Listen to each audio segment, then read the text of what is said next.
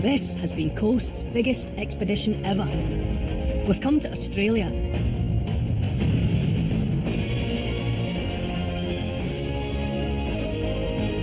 A country so dramatically defined by its ancient and diverse coastline. With stories of a resourceful people, shaped by the tyranny of distance and the extremes of climate and scale. There's been a rich coastal culture here for at least the last 50,000 years. The true marvel of this coast is its power to inspire the imagination. Any wonder that most Australians choose to live along their dazzling coastline and revel in its infinite horizons.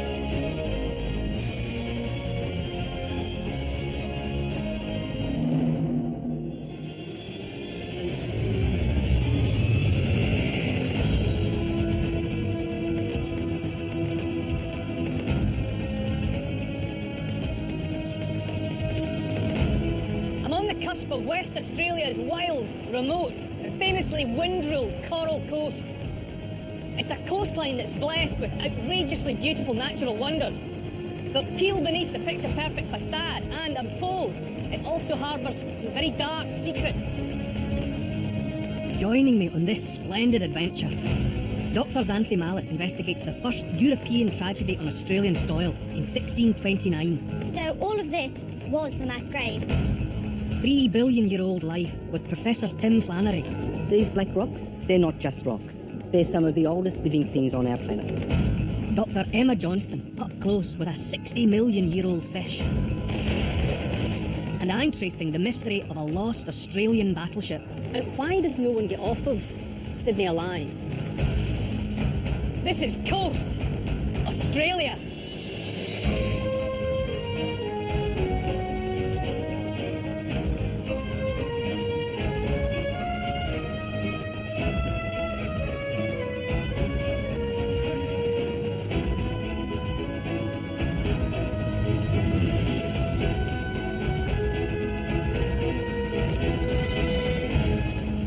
In this episode, our journey runs from Wedge Island in the south, across to the Houtman-Abrolhos Islands, up to Shark Bay, Carnarvon, and the remote Northwest Cape. 60 kilometres off the coast of Geraldton, the Houtman-Abrolhos are a cluster of 122 islands. Named after a 17th century Dutch explorer, Frederick de Houtman, their featureless isolation has deterred all but a hardy community of cray fishermen and the occasional yachting tourist. Historically though, the Abrolhos are known for a bizarre tale of murder and madness. Jeff. Anthropologist Dr. Xanthe Mallet is starting out from Geraldton to investigate a macabre tale of 3 men and a bloodbath that took place 140 years before Captain Cook first set eyes on Australia. 400 years ago, the spice trade was the resources boom of the time. The Dutch East India Company was the most wealthy and powerful institution in the world, thanks to its control of the legendary Spice Islands in modern-day Indonesia. In 1628, the company's newly commissioned Batavia set sail from Holland to its eastern headquarters in Java. By June 1629, it was sailing off the coast of Western Australia when disaster struck. The Batavia hit a reef and was wrecked with 40 lives lost. Another 280 made it to land, mostly here on the Abrolhos' Beacon Island. Enter our first character, Commodore Francisco Palsart. Having survived the loss of his ship, Palsart now faces the grim reality of a barren outcrop with no fresh water for his maroon charge of soldiers, men, women and children. He had to act quickly. Cast off forward and let's have the jib up. And like I've just got a gentle breeze. With 48 desperate passengers in a longboat exactly like this one, Palsart heads out in search of water, or so he claims. I'm with modern-day mariner Jeff Brooks, a Geraldton local and guardian of this historical replica. You know the story of Palsart as well as anybody. What do you think his thoughts were as he rowed off, into the distance, leaving all of those people on that island? There's a lot written about it. They were saving their skins. Do you think? Absolutely. If you're going sailing to the mainland to look for water, which was what they were doing, why would you take 48 people? The boat was already overloaded. Be that as it may, they make an epic 1,700-kilometre journey to Java in terrible conditions. They were at sea for quite a long time. Yeah, 30 days roughly. That's a long time to be here, isn't it? Yes, not a lot of privacy, not a lot of comfort, a lot of saltwater boils, and the boat would have leaked, because all boats at that time leak. But that was nothing compared to what was happening back on the islands. With no water and little food, the second man in this story, Hieronymus Cornelius, steps up and begins a reign of terror. I've come to Beacon Island to piece together a gruesome jigsaw with the help of Jeremy Green, a leading maritime archaeologist who pioneered excavations of the Batavia wreck and has been studying its history for 40 years. Hieronymus Cornelius, who is the really baddie person in this whole story, came late off the vessel, and he was then the most senior person, and he had been involved in this fermenting mutiny that was taking place before they were wrecked. What was the mutineers' plan? I think what they were concerned that the food had run out, so they wanted to reduce the number of people. What happened in the beginning is they had a lot of sick people and people who were weak and not able to do anything. They were killed and buried rather quickly and clandestinely. They then had another problem, the mutineers, is they had a group of soldiers. The soldiers were extremely well organised, they were well armed, and for the mutineers, they were a real nightmare because, they were not likely to be able to overpower them. The biggest challenge for the mutineers was their leader, a young, determined soldier named Webby Hayes, our third and final character. With covert killings underway, somehow Cornelius manages to disarm and dispatch Webby Hayes and his soldiers to West Wallaby Island, ostensibly to look for water. Was the hope that they would actually die over there? Yes, that was the general idea. Now, after that happened, they then started to openly kill people. So people who didn't behave themselves were killed. In a grisly bout of medieval Hunger Games, throats are slit, skulls bashed in. 115 people brutally murdered by Cornelius and his mutineers. In 1994, Jeremy started excavating and uncovered graves. Previous graves were found, and then we found this mass grave. There was a pit, which I suppose, well, you can see from that thing there. This hole here would have been about 3 metres in diameter. Right. So all of this was the mass graves, but bodies are not here now. No. This is typical of the mass graves that you see in kind of Kosovo, etc., and just all the bodies thrown in together. This speaks very much to that clandestine kind of covert burial, lack of respect, and probably foul play. Yes, exactly. A survivor of this orgy of rape and murder swims over to West Wallaby Island to alert the soldiers. I've come to West Wallaby with a Brollis local, known as Spags, who's going to show me a remarkable historical site. This is the area where Webby Hayes, the soldier, set up his camp. One of the survivors from over on the other island managed to get over here and warn Webby Hayes what had happened. So that's when he started fortifying things so that if they were attacked, they had a chance of surviving. And were they attacked? Yes, apparently they were, yeah. This is an extraordinary structure, built 1.5 centuries before the British established a colony in Australia. Well, it was built in 1629, so, it's the oldest European building in Australia. Webby came here to find water. Did they find any? Yes. Which is lucky, really, otherwise they were in trouble. Cornelius and his gang then launched several attacks on Webby Hayes and his loyalist soldiers. Just then, what should appear over the horizon but a rescue ship. Having made it to Java, Pelsart was ordered to return to the Abrolhos to rescue the survivors and cargo. Pelsart had arrived in the rescue vessel, the Sardam, and appeared on the scene right when the battle was taking place. And so they obviously all looked around, oh my God, Pelsart's here, all the rescue vessels here, let's go. And the mutineers wanted to capture the rescue vessel, and Webby Hayes wanted to warn Pelsart that what had happened. It was a desperate boat race. Webby Hayes got there first, and the story goes on from there. If Webby Hayes hadn't have got there first, we would have had another story.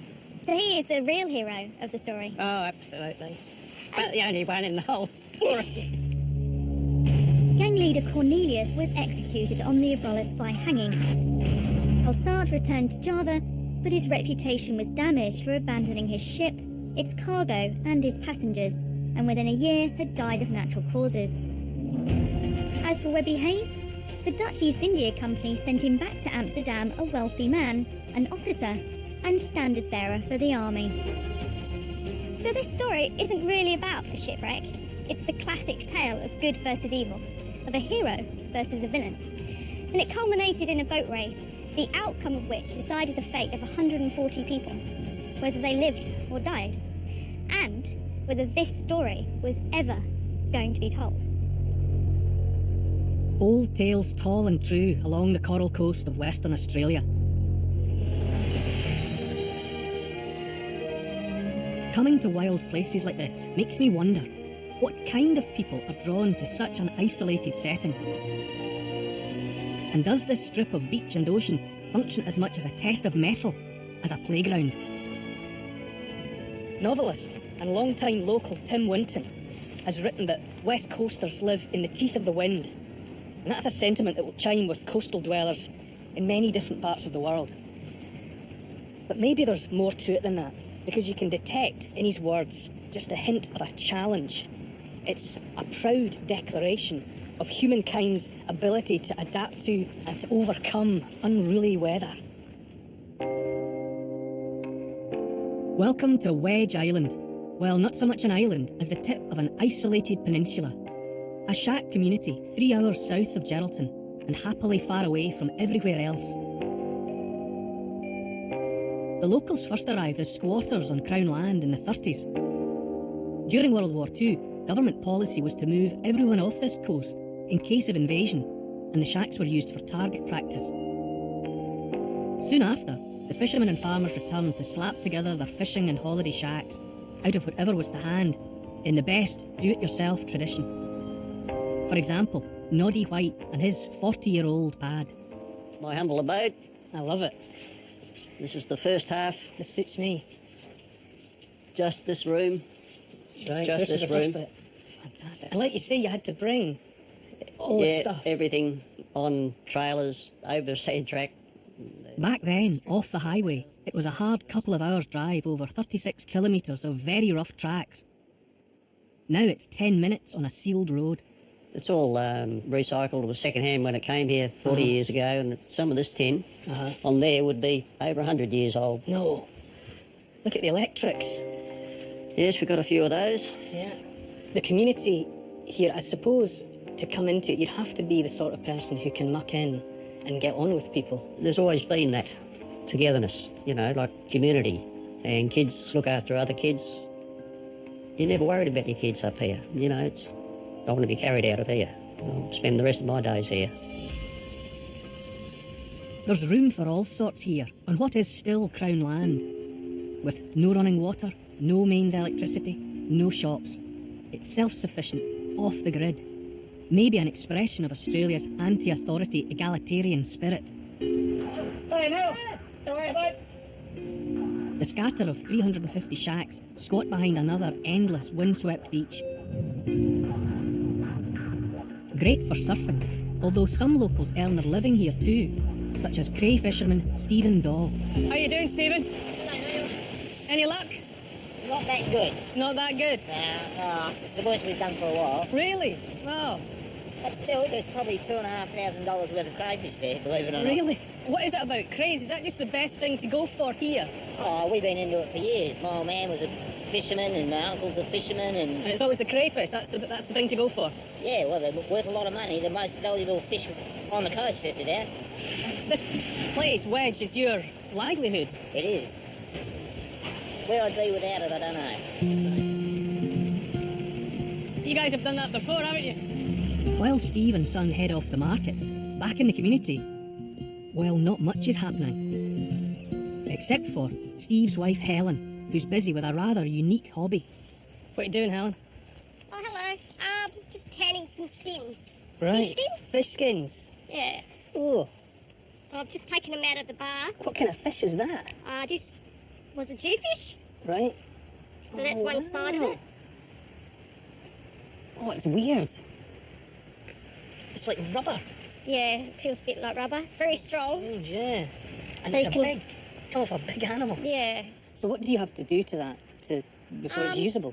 I have to take all the scales off. And I do that by hand, just flicking them off, which is a bit messy. What can you make fish leather into?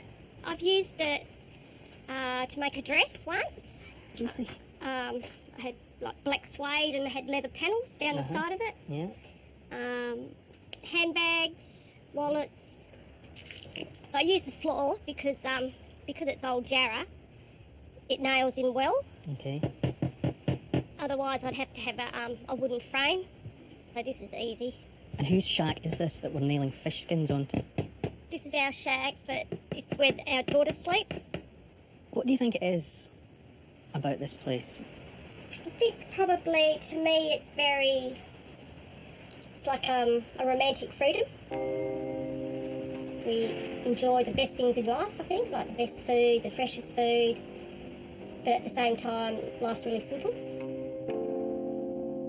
Retreating from the heat of the land or the noise of the city, the shack dwellers of Wedge Island have adapted to this magnificently untamed strip of coast with a loving hand and a light footprint.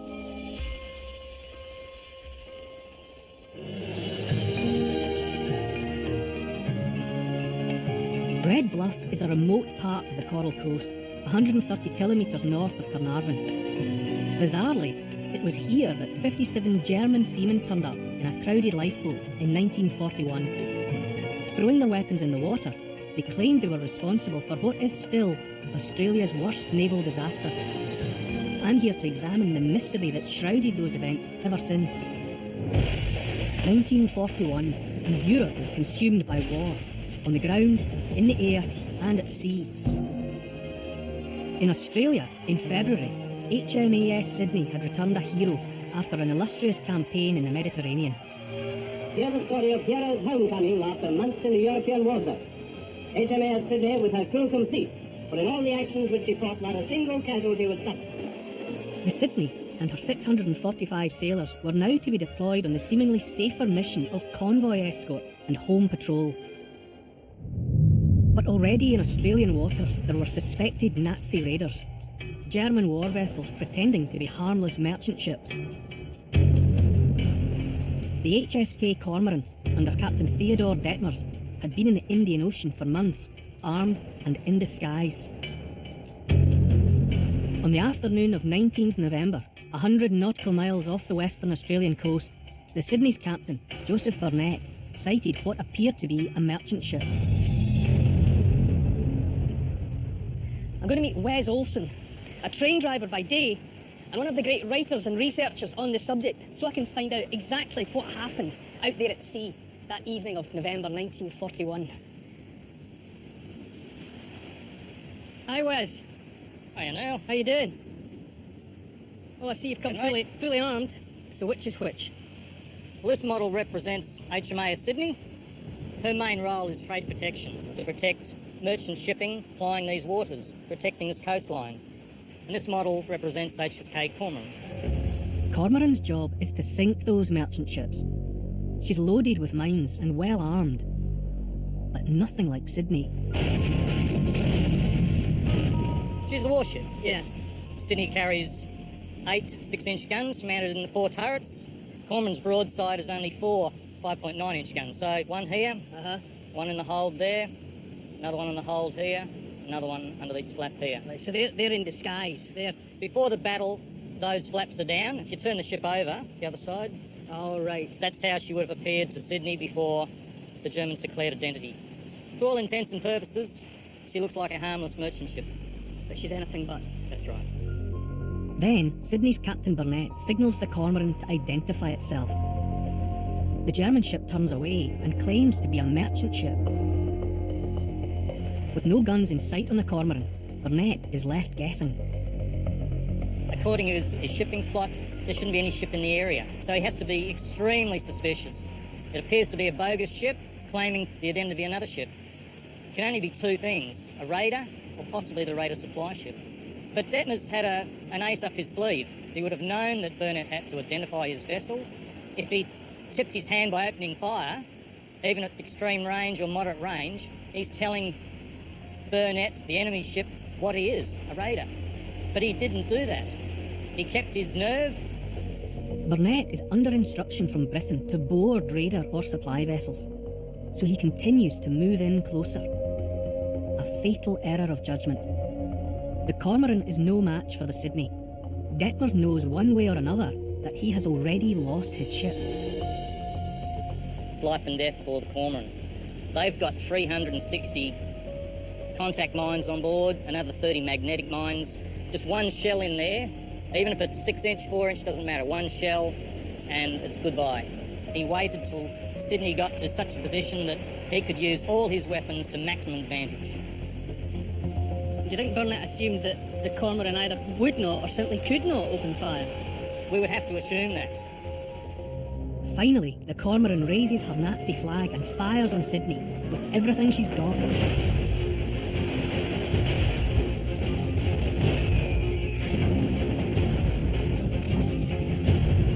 Critically, the first hits are on Sydney's bridge, direct-to-control tower. It's the nerve centre, control, the gunnery, so everything's lost in those first few seconds of the battle. Captain Burnett and his senior officers are killed. Are we talking minutes before the Sydney is so badly damaged? We're looking at 3 to 4 minutes. Devastated though Sydney is, she has nonetheless done enough damage to Cormoran to finish her as well. She got in some hits, some critical hits, caused a fire, so that effectively stopped Cormoran, but she did not get that lucky hit. She didn't get the mines. Detmer's tactics had won. So he first of all outthought Burnett, and then he outgunned him. That's right. As the Cormoran sinks, the Germans take to their lifeboats, and most survive. But the Sydney goes down with all 645 sailors lost.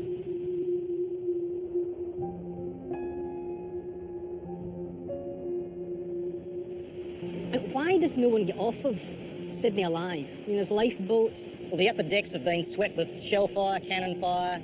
Most of those boats have been damaged in the battle. Back on the mainland, the first people knew of this terrible battle was when 5 German lifeboats were picked up at sea. 2 other lifeboats reached this coast, one at Red Bluff. 315 Germans survived, but theirs was the only account of the battle. The Australian government was slow to announce the disaster and refused to release details of the German account for another 16 years. With no corroborative information, there was a suspicion of deception that lingered for decades. Conspiracy theories and hoaxes flourished until 2008, when both wrecks were discovered and surveyed, proving the original German story. That's it. That's HMS Sydney.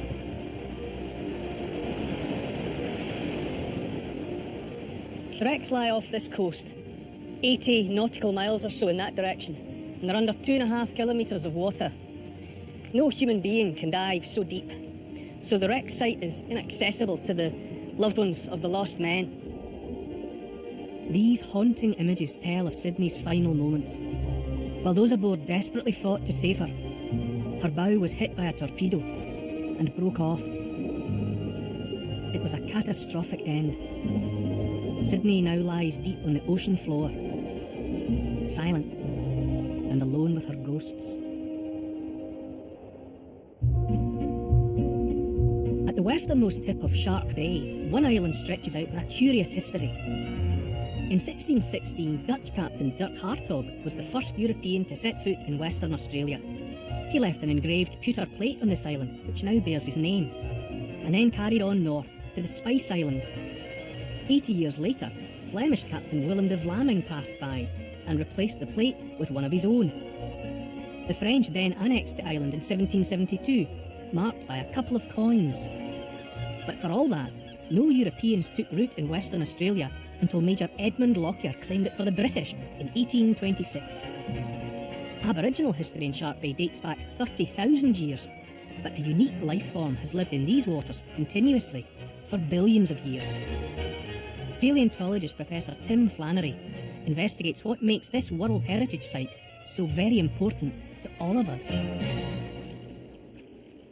It hardly ever rains, and the summer heat can be extreme, but Shark Bay is a site of international historical and ecological significance, and it all boils down to salt.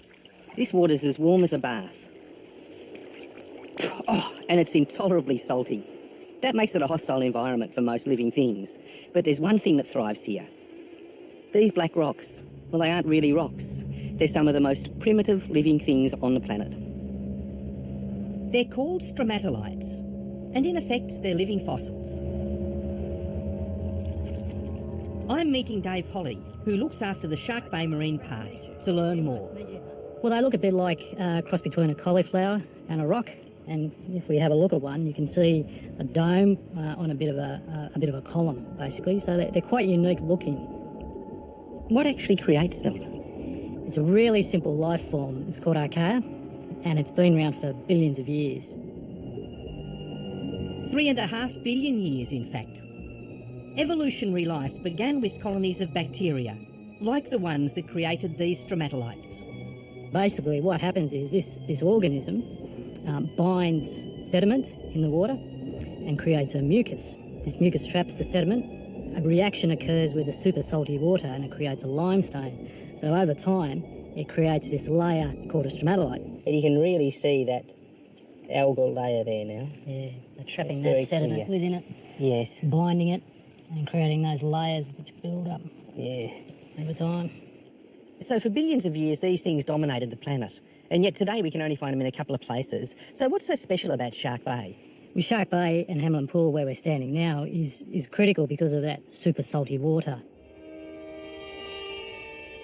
A sill or barrier in the bay, coupled with a hot, dry climate and shallow waters, mean that the evaporation rate is very high. The resulting hypersaline water is twice as salty as the sea. What happens is that predators, which would normally graze upon the organisms within the stromatolites, can't stand that super salty water, so that allows the stromatolites to grow and develop. For 3/4 of Earth's history, the only creatures that were building reefs in the world's oceans were the stromatolites. And as they built, they produced a peculiar byproduct, one that we can all be thankful for. See any bubbles coming off it? Is that oxygen? Yeah. That's still slimy, so it's alive. Yep. 3 billion years ago, Earth's atmosphere was about 1% oxygen, so not much. And they produce oxygen. So the air we breathe today, which is around about 21% oxygen, is as a result of these structures pumping oxygen into the atmosphere over many millions and billions of years.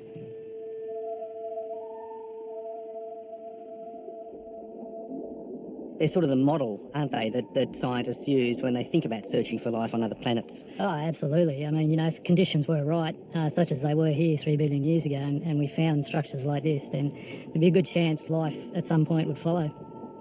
Incredible to think what a little more salt in the water can do.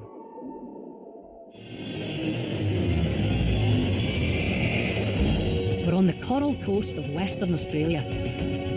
900 kilometres north of Perth, the town of Carnarvon was founded in 1883 as the supply centre for the Gascoyne region's growing wool trade. But the success of inland pastoral stations and the survival of communities along this coast was severely threatened by extreme isolation and huge tides. So I'm off to find out how the locals set about tackling this serious coastal obstacle. The solution was simple, but grand.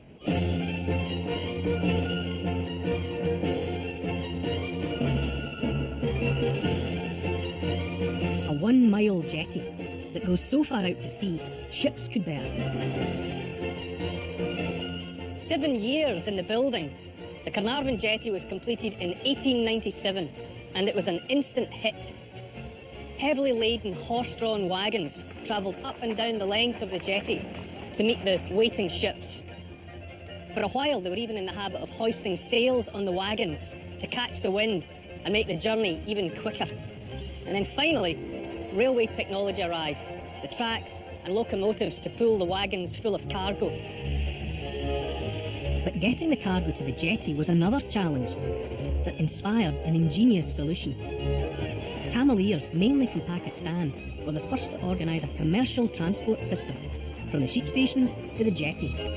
Because horse and oxen were completely unsuited to the heat and to the terrain, but the camels lapped it up.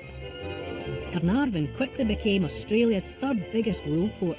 By the 1920s, motorised vehicles had replaced the Gascoynes camel teams, with little trace of it left in the town now. But today, it's a jaunty little tourist train that runs the 1 mile dash. Encapsulating the jetty's stretch of history is lawyer, entrepreneur and local councillor Lex Fullerton. Was the jetty good to your family? Oh, absolutely. Legend has it that my uncle Merton Fitzpatrick had his wool going out on one way off to London, but the return journey brought the greatest bounty of all, single malt Scotch whisky. And legend has it that he had a bath on his brander at Dory Creek, some 100 miles east of here, and he filled it with single malt Scotch whisky, bathed in it. Road transportation killed off the jetty in 1984, but history may repeat itself. What I'm looking forward to is Carnarvon continuing its place in the maritime map in the construction of the new jetty, which was promised in 1946. So you're still holding out for that hope? When the new jetty is constructed, it will put Carnarvon back in its rightful place of being the port for the Gascoyne.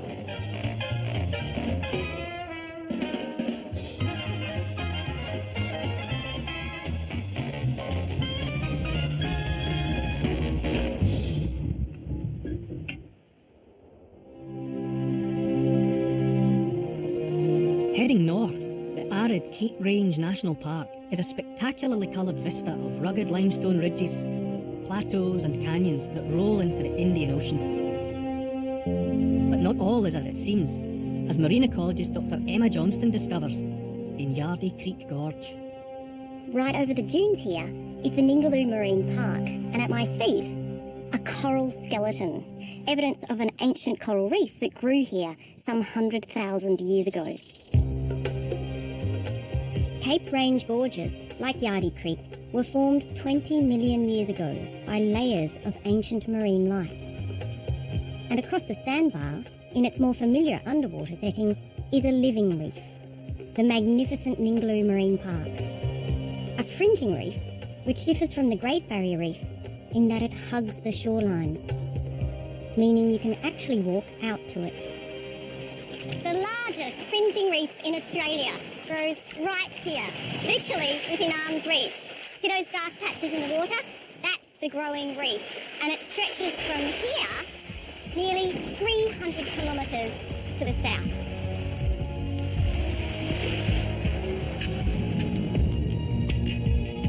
The Lewin Current, a wide ribbon of warm water from the north, allows the coral to flourish at Ningaloo. And the range's low rainfall means little runoff to cloud the crystal clear water. It's a wonderland of tropical reef fish, and a particular giant of the ocean that's nearly as old as some of this coral seascape. A fish with an ancestry that dates back 60 million years, which I have to travel out a little further to see. I'm hoping to get up close and personal with the largest fish in the world. Not just the largest fish, the largest shark, and I'm really excited. I've never done this before. Hello. Hi Emma, welcome. Hey, how you doing? Good, thank you. I'm joining fellow marine biologist Dr. Mark Meakin, who's been studying the mysterious whale shark for more than a decade.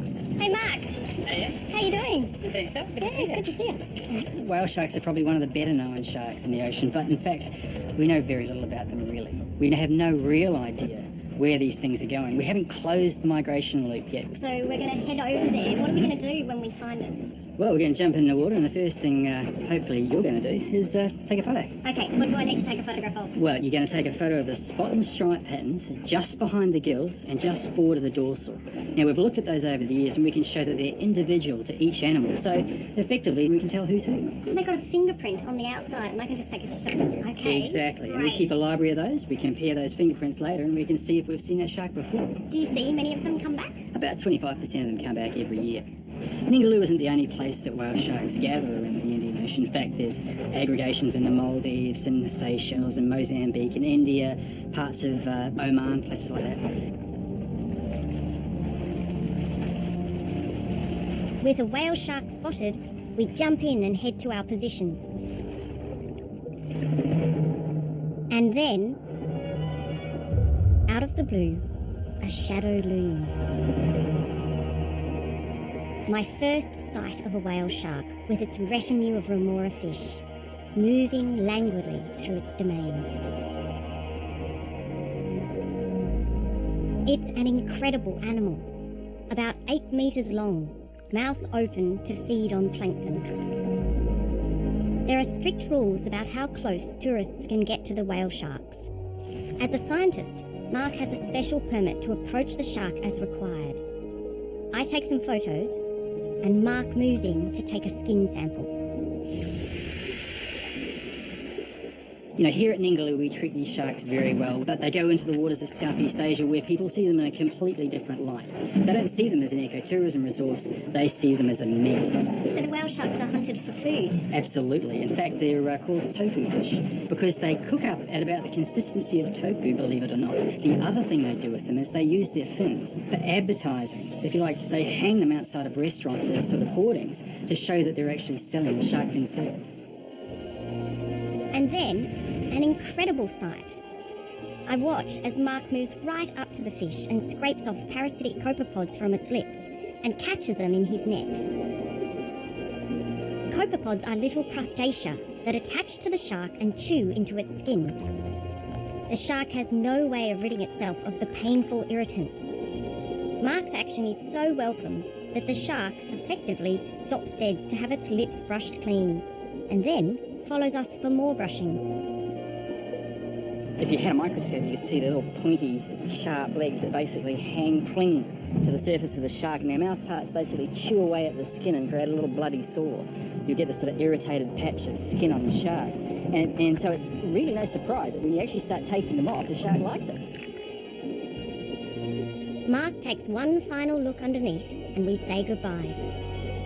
Skin samples, electronic tags and photo identification will improve our knowledge of whale shark movements so that we can engage the relevant governments around the world with the long-term aim of protecting this mysterious giant of the ocean. While whale sharks wander the world's oceans, some other senior nomads prefer more terrestrial adventures. We've been coming here for 22 years. When autumn leaves turn gold in the southern half of Australia, caravans are dusted off, fishing rods are loaded up, and so begins the annual pilgrimage north for some senior adventurers. Brendan Moore drops in on Australia's peripatetic grey nomad, basking in the Coral Coast's winter sun. You know, funny thing about the Australian coastline, no matter how remote or how isolated it is, there is something you can count on. There will always be a caravan park there. Yes, even out here, on the tip of the Northwest Cape near the town of Exmouth, which itself is 1,200 kilometres north of Perth and 3,000 kilometres from Darwin, where the desert crashes into the sea, tucked below the Vlaming Head Lighthouse is the ultimate escape from the big smoke to the red dust. Natasha Tate and her husband run the place. So who was rolling up in 1984 and staying here? Well, I think that's when our little secret started to get out, that this was a magical piece of the coastline that people could come and hide on for a few months of the year and get away from it all. So we've had a few grey nomads that started then that are still coming today. We're John and Leslie, and we've been coming here about 9 years, since I retired. I'll say who we are, where we're from, you can say why you come here. I'm John, my wife Dorothy, and we've been coming up here since 1998. My name's Chris. I'm Bill. We've been coming here for 22 years. And we come from Perth. Every year. Every year. We're that isolated that we don't get any TV, we don't get any telephone, internet services or even mobile services. Power comes 17 kilometres down the road from Exmouth. With just 5 inches of rain a year, all water has to be pumped from the artesian basin below, desalinated and filtered clean of iron and calcium. Grey nomads have been in my life for as long as I can remember. I've been brought up on caravan parks, obviously, so from when I was 2 years old, you know, you'd still find grey nomads around that would remember me in a nappy. unfortunately. Such as the park's veteran guests, Norm and Jean Beecham, from Bustleton, south of Perth.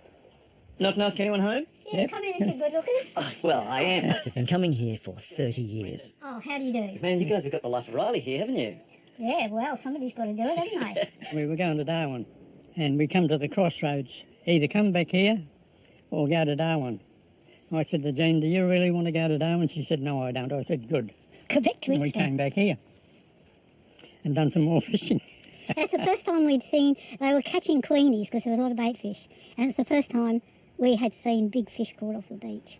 So that's what brought us here.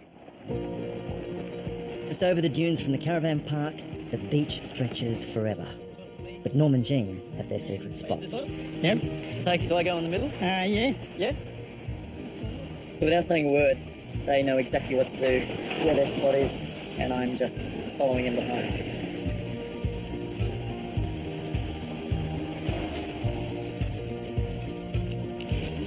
Through the wide part of their legs, right through the... So you ready to go with that one? Yeah, I'm ready to go. Reckon you can cast here? It's been a while. It's been a while.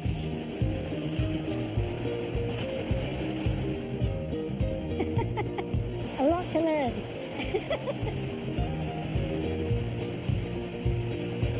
Norm began working as a teenager in the mining industry, then a shearer, and finally as a shire foreman.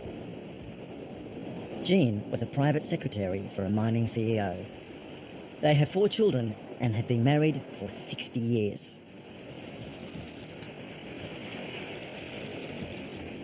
After just 10 minutes, Norm hooks a stunning fish of the day. That's a blue bone. It's a blue bone? Yeah. Gosh, it's a beautiful fish.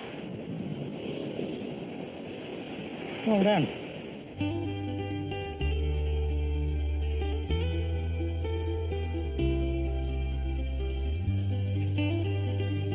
It's just a little bit of paradise that we enjoy for 6 months of the year. Fishing, relaxed atmosphere and good friends. Knock, knock. Oh, the fish is going in? Yes, right now. Oh, this is a great little setup, isn't it? Does us. Could you have imagined when you visited here for the first time that you'd still be coming here in 30 years' time? No, we never thought about getting old. Just live the good life every day. It's that kind of place where even time takes a break and age is relative. We still don't think we're old. We'll say, look at that old person and that. We forget that we are.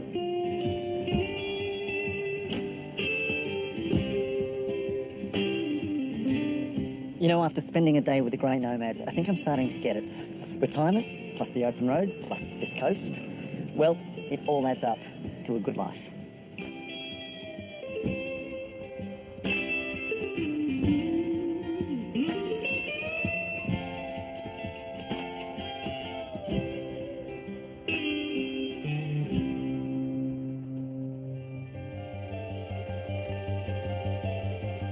A 150 kilometres south of Cape Range, near the middle of Ningaloo Reef, Coral Bay is a blissfully peaceful stopover along the wilder reaches of this isolated coastline.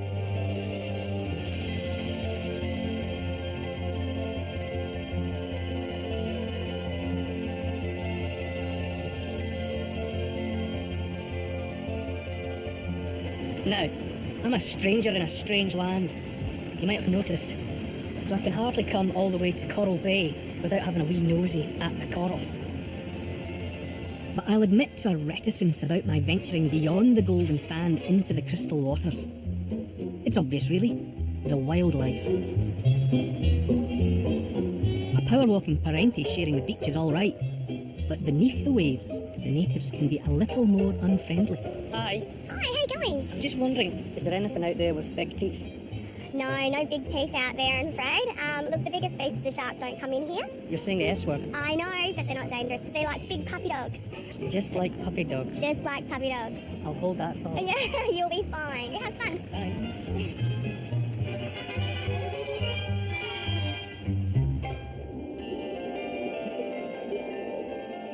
So this is what I've been missing.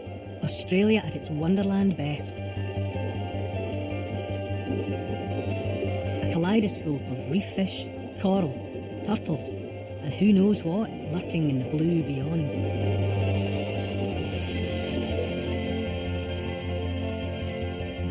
The Coral Coast is quite literally the western frontier of this continent, and it's that sense of remoteness that's the attraction for the people who seek this area out.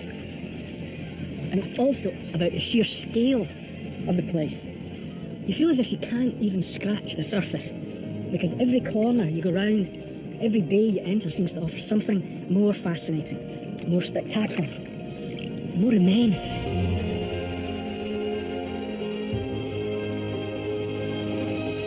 It's been a truly stunning and memorable adventure, yet I feel we've only just begun to experience this distinctive island nation, to meet its people, discover their history and stories about living along a vast, ancient and diverse coastline. How they've shaped each other into this great southern land called Australia.